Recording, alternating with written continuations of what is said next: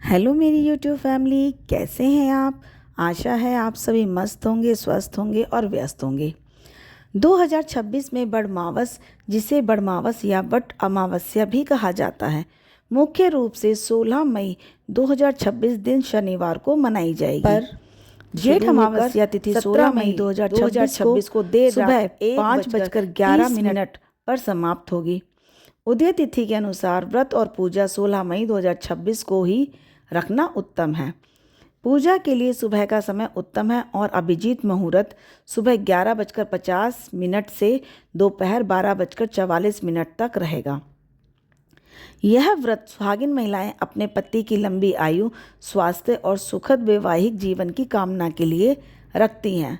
पौराणिक कथाओं के अनुसार और मान्यताओं के अनुसार सावित्री ने ज्येष्ठ अमावस्या के दिन ही बरगद के पेड़ के नीचे निकले यमराज से अपने पति सत्यवान के प्राण वापस पाए थे। घर आकर बोले, इस दिन बरगद कोई लड़का पसंद नहीं आया की पूजा की जाती है, बोले बेटी इसमें ब्रह्मा विष्णु और महेश का वास माना जाता है। और कहा 2026 में इस दिन शनिवार होने के कारण शनि अमावस्या का भी विशेष संयोग भी बन रहा है और नौकर इस दिन महिलाएं सज धज कर बरगद के राजकुमारी ने चारों ओर धागा लपेटकर लेकिन परिक्रमा करके सावित्री सत्यवान की कथा सुनती हैं। आ रही थी और यह कथा रास्ते में एक लकड़हारा मिला। वह लकड़ी एक राजा था, उसका नाम एक लड़की थी। राजकुमारी बड़ी हुई, पालकी यहीं रोक लो। तभी नौकरों ने पालकी रोक ली और राजकुमारी बोली, इस लड़के को बुलाओ। नौकर उस लड़के को बुला लाए। राजकुमारी बोली, आपको मैं अपना पति बनाऊंगी। लड़का बोला, मेरे माता पिता अंधे हैं। सावित्री बोली, मैं आपको वर मान चुकी हूँ, अब दूसरा नहीं करूँगी। सत्यवान राजी हो गया। सावित्री घर लौट आई। इतने में नारद जी आए और राजा से बोले कि सावित्री विवाह के योग्य हो गई है। राजा बोले, मैंने सावित्री से कहा है कि बेटी अपना वर स्वयं ढूंढ आओ, आज ही लौटकर आई है। नारद जी ने सावित्री को बुलाया और कहा, जिस लड़के को तुम देख आई हो उसकी आयु 1 साल की है, फिर क्या होगा। लड़के के माता पिता अंधे हैं। सावित्री बोली, एक वर होता है सो मैंने वर लिया, अब कुछ और नहीं हो सकता। राजा ने सावित्री की शादी उससे कर दी और सावित्री अपने सत्यवान और अपने घर चले गए। सत्यवान रोजाना लकड़ी काटने जाता था। सत्यवान के मरने का दिन आया। उस दिन सावित्री बोली, आज मैं आपके साथ चलूँगी। सत्यवान ने मना किया लेकिन नहीं मानी। सत्यवान बोला, माता पिता की आज्ञा ले लो।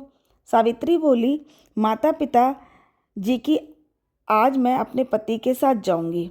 माता पिता बोले, जाओ बेटी। सावित्री सत्यवान के साथ चली गई। सत्यवान लकड़ी काटता रहा और सावित्री उठाकर रखती रही।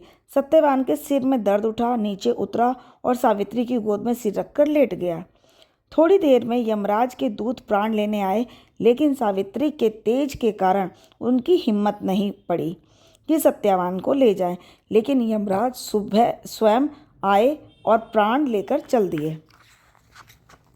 सावित्री भी उनके पीछे पीछे भागी और चलती रही। यमराज ने पीछे मुड़कर देखा तो सावित्री आ रही है। यमराज ने कहा, मुझसे जो कुछ मांगना हो सो मांग लो। सावित्री बोली कि मेरे सास ससुर अंधे हैं, जो उनकी आंखें खुल जाएं। तो यमराज बोले, आंखें खुल गईं, जाके देख। फिर वो भी पीछे पीछे चलती रही और फिर यमराज ने देखा कि सावित्री आ रही है। फिर बोले, जो कुछ मांगना है मांग लो और लौट जा। सावित्री बोली, मेरे ससुर का धन चला गया सो मिल जाए। जाके देख, मिल गया। सावित्री फिर पीछे पीछे चल दी। यमराज ने फिर देखा तो सावित्री चली आ रही है। फिर बोले, अब के एक वर और मांग ले। सावित्री बोली, मैं 100 पुत्र की माँ बनूं। यमराज बोले, जा, ऐसा ही होगा। फिर यमराज सत्यवान को लेकर चल दिए। सावित्री बोली, मेरे पति को आप लिए जा रहे हैं तो मैं 100 पुत्रों की माँ कैसे बनूंगी। यमराज ने सत्यवान को वापस कर दिया। यमराज बोले, सावित्री पतिव्रता है, इसी से उसने अपने पति को वापस ले लिया और जैसे सावित्री का सुहाग मिला ऐसे सबको मिले। सावित्री घर लौट आई। सास ससुर बहुत खुश हुए। जय वट सावित्री माँ।